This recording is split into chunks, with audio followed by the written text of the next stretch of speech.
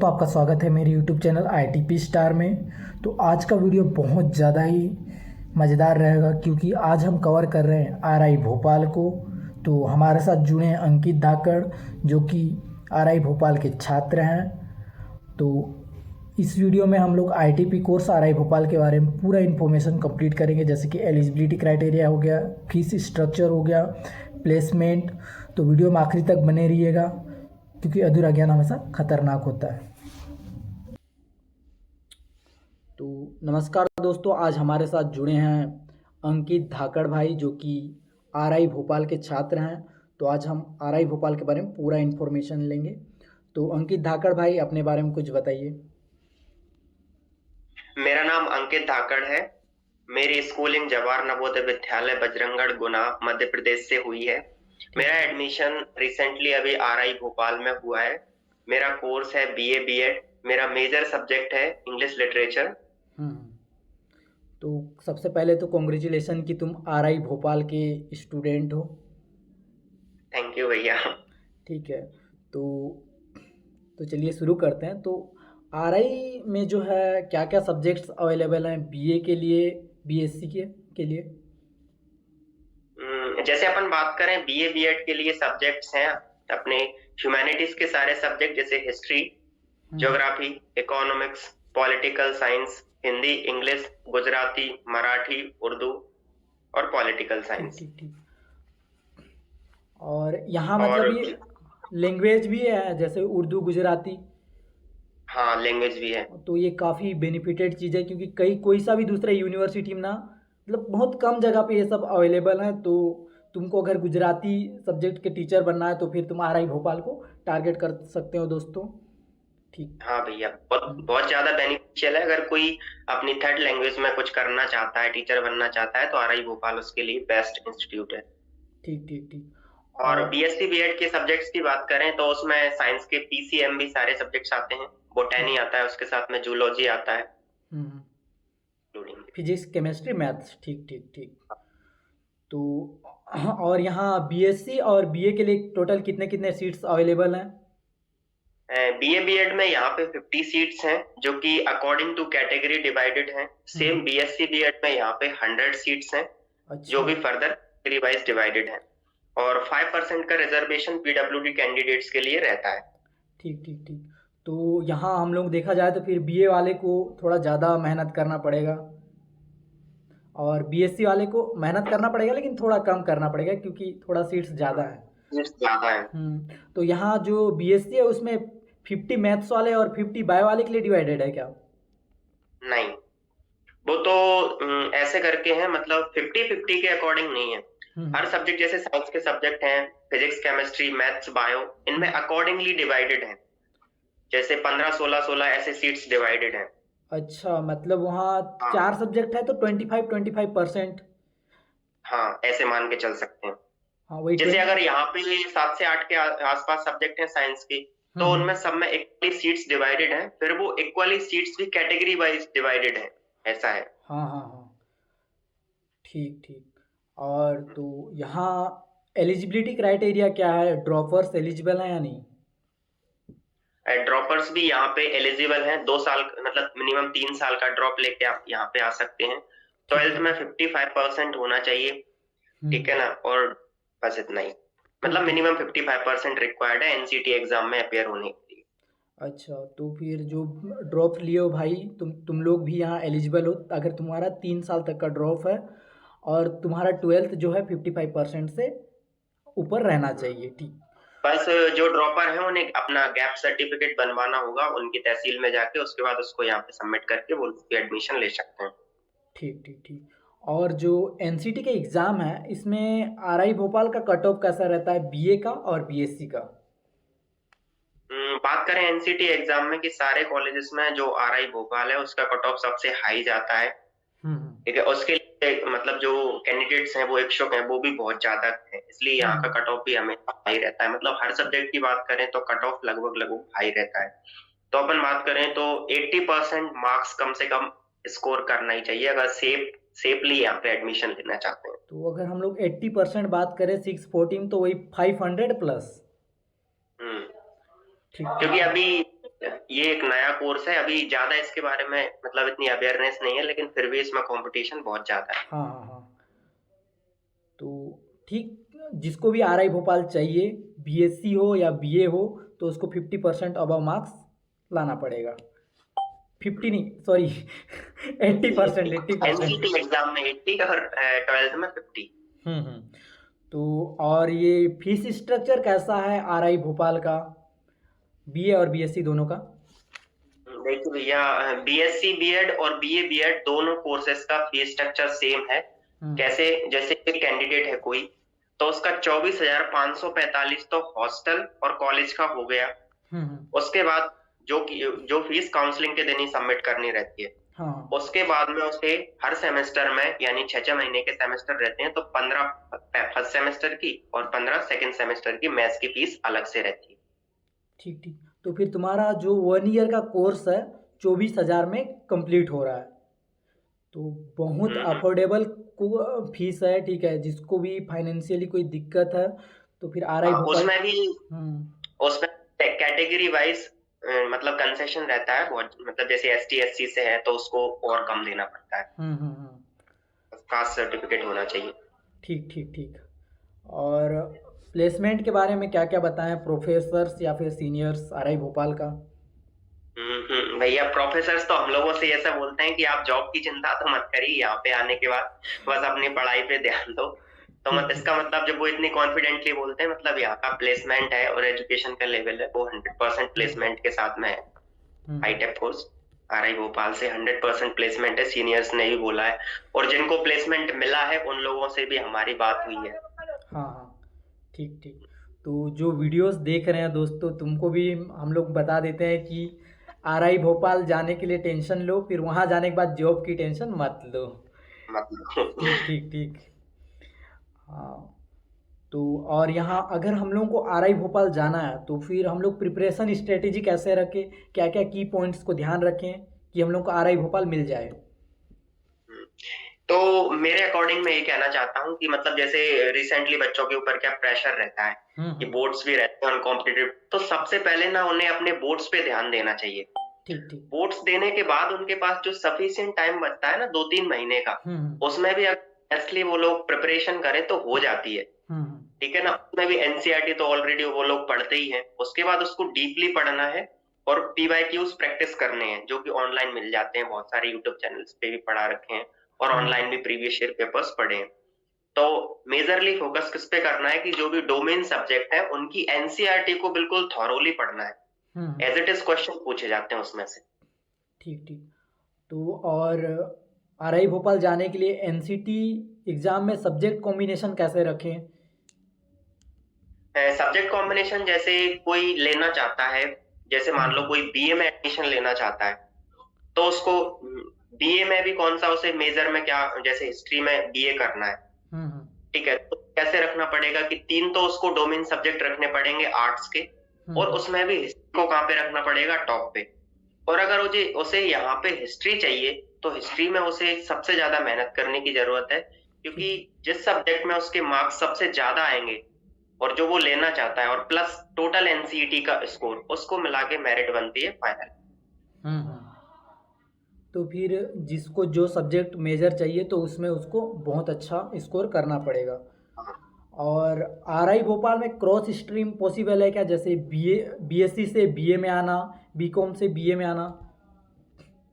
Cross stream यहाँ पे possible है, बस एनसीईटी एग्जाम में जिस भी स्ट्रीम, जैसे बीए बीएड के सब बीए बीएड करना है यहाँ से, और कोई बंदा साइंस का है, तो उसे जो एनसीईटी एग्जाम में जो डोमेन सब्जेक्ट है वो फिर आर्ट्स के लेना पड़ेंगे।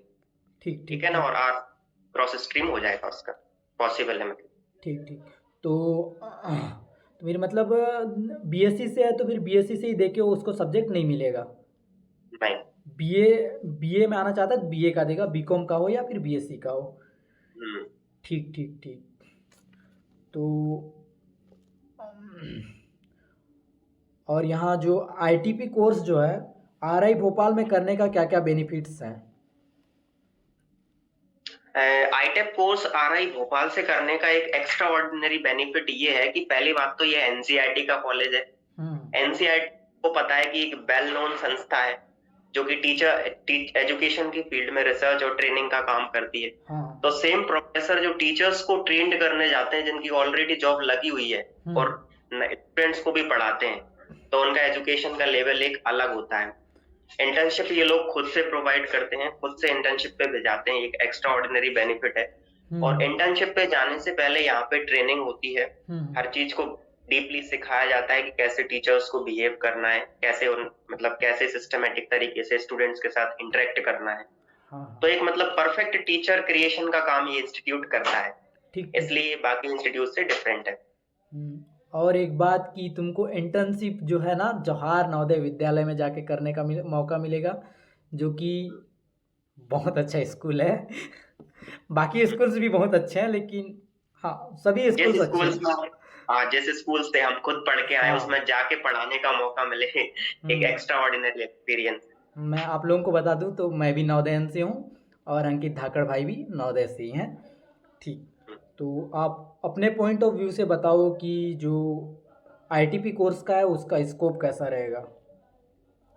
देखिए, अभी अभी नई एनईपी 2020 लागू हुई है, यानी इम्प्लीमेंट हुई है, तो हम कह सकते हैं कि एक ये वाला जो आईटेप कोर्स है वो ट्रेंडिंग में है।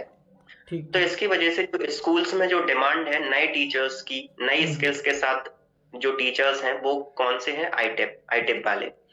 तो स्कूल्स में जो मॉडर्न स्कूल्स में या जो स्कूल्स का एकदम से ट्रांसफॉर्मेशन अभी हो रहा है, उनमें इन सारे टीचर्स की डिमांड बहुत ज्यादा रहने वाली है।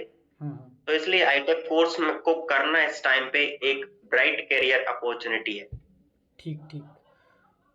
तो फिर जो भी आईटीपी कोर्स करेगा या कर रहा है वो लोग का फ्यूचर ब्राइट है। ठीक, तो अगर हम लोग यहाँ का जो काउंसलिंग प्रोसेस है उसके बारे में बात करें तो फिर क्या क्या पॉइंट्स को हम लोग को ध्यान रखना चाहिए कि काउंसलिंग के टाइम हम लोग आरआई भोपाल को ऐसा ना हो कि हम लोग आरआई भोपाल जाने से रुक गए। सबसे पहले तो काउंसलिंग के टाइम पे जैसे सबसे पहले क्या होता है आरआई भोपाल कि सिलेक्टेड कैंडिडेट्स की एक लिस्ट रिलीज करता है वेबसाइट पे। ठीक ठीक ठीक है, उसके बाद में जिन जिन लोगों का उस लिस्ट में नाम है उन लोगों को एक पर्टिकुलर डेट दी जाती है, एक टाइम दिया जाता है कि उस टाइम पे उन्हें काउंसलिंग को ज्वाइन करना है। काउंसलिंग ऑनलाइन भी हो सकती है और ऑफलाइन भी, वो इन लोगों पे डिपेंड करता है। ठीक है, उस टाइम पे फीस के सारे पैसे अकाउंट में होना चाहिए क्योंकि फीस ये लोग तुरंत जमा करवाते हैं।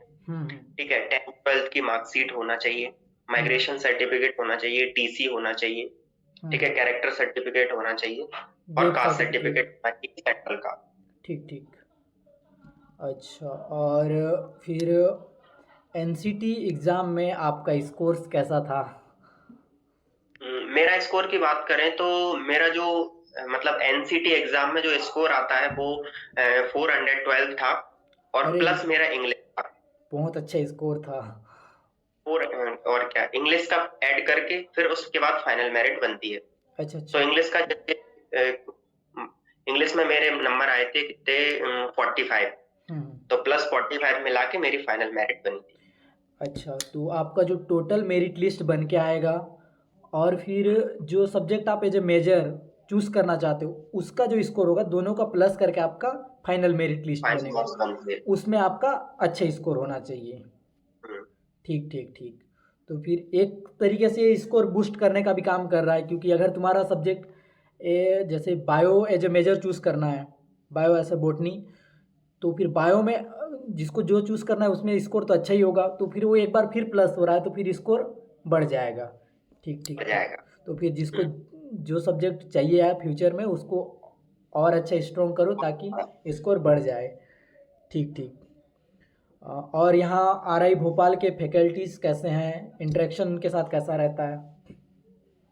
फैकल्टीज यहाँ के बहुत अच्छे हैं, सबके साथ में मतलब एकदम फ्रेंडली रिलेशनशिप बना के रखते हैं। क्लास में जो उनके पढ़ाने का तरीका है बिल्कुल मतलब बहुत अच्छा है, बहुत पसंद आया मुझे तो। और मतलब सभी लोग बहुत तारीफ करते हैं उनके पढ़ाने का तरीका, समझाने का तरीका, हर चीज को माइनर से माइनर चीजों को समझाते हैं।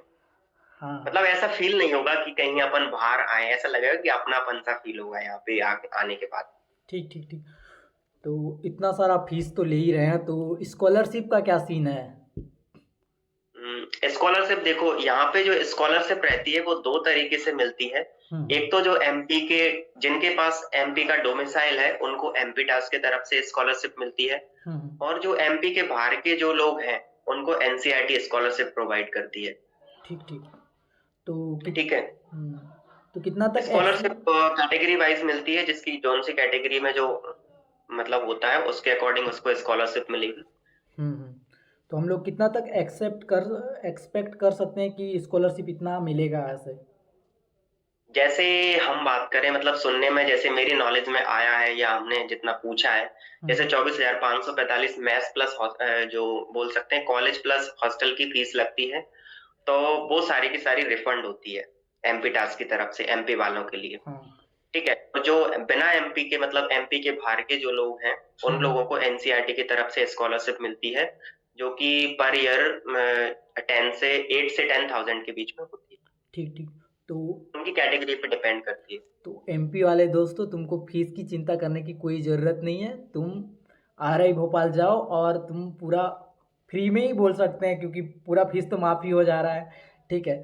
और बाकी अदर स्टेट वाले भी फीस तो कम ही है, और तुम्हारा 30-40% तो वो हो रहा हो ही वो हो जा रहा है स्कॉलरशिप से, तो फिर काफ़ी सही है। ठीक। तो और मेजर माइनर क्या होते हैं? जैसे हमने जो भी मेजर सब्जेक्ट यहाँ पे सिलेक्ट किया है, मतलब मेजर अपन यहाँ पे सिलेक्ट नहीं करते, मेजर तो ऑलरेडी सिलेक्ट हो जाता है, एनसीईटी के टाइम पे डिसाइड करना पड़ता है। तो जो भी लोग एनसीईटी एग्जाम को में अपेयर होने वाले हैं, उनको अपना जो मेजर सब्जेक्ट है वो प्री डिसाइडेड रखना चाहिए। ठीक है, उस हिसाब से उसको प्रिपेयर करना है। ठीक है, तो मेजर तो पहले से सिलेक्ट हो गया, उसके बाद माइनर उनको यहाँ आके सिलेक्ट करना है। मेजर एक ऐसा सब्जेक्ट है, उसमें उनका इंटरेस्ट होना चाहिए, क्योंकि मेजर में ही सारा फ्यूचर क्रिएट होने वाला है। यहाँ पे जो टीच करना है सब्जेक्ट, वो भी मेजर होने वाला है। ठीक ठीक। यानी सारी की सारी कैरियर अपॉर्चुनिटीज जो वो आगे करने वाले हैं, कैरियर क्रिएट करने वाले हैं, वो उनके मेजर सब्जेक्ट में होगा। तो ठीक ठीक, जिसको भी जो मेजर चाहिए, जैसे फिजिक्स चाहिए, केमिस्ट्री चाहिए, तो उसको आप अपना इंटरेस्ट बेसिस पे मेजर लीजिएगा। ठीक। तो और ऐसा कुछ एकेडमिक्स के लिए तो क्वेश्चन बचा नहीं रहा है, और नेक्स्ट वीडियो में हम हॉस्टल वगैरह के बारे में कंप्लीट करेंगे, हॉस्टल और मेस फैसिलिटीज़। तो लास्ट क्वेश्चन यही रहेगा कि आपको मेरा यूट्यूब चैनल कैसा लगा? बहुत अच्छा लगा भैया, आपके चैनल को मेरे को विजिट करने के बाद पता चला कि हाँ, थोड़ी सर्च करने के बाद, मतलब जो सारी डिफिकल्टीज हमने फेस करी, हमें कोई बताने वाला नहीं था कि ओरिजिनल फी स्ट्रक्चर होगा क्या, जो सब्जेक्ट कॉम्बिनेशन वो रखना कैसे है, कैसे क्या मेरिट बनेगी। वो प्रॉब्लम जो लोग ये वीडियो इस चैनल पे विजिट करेंगे उन्हें नहीं आने वाली, जो कि हमने फेस करी। तो भैया आपके लिए थैंक यू, सभी के लिए इतनी मेहनत करने के लिए। नहीं, मुझे भी तुम्हारा थैंक यू, क्योंकि आप मेरा जो प्रपोजल था वो एक्सेप्ट किए। ठीक।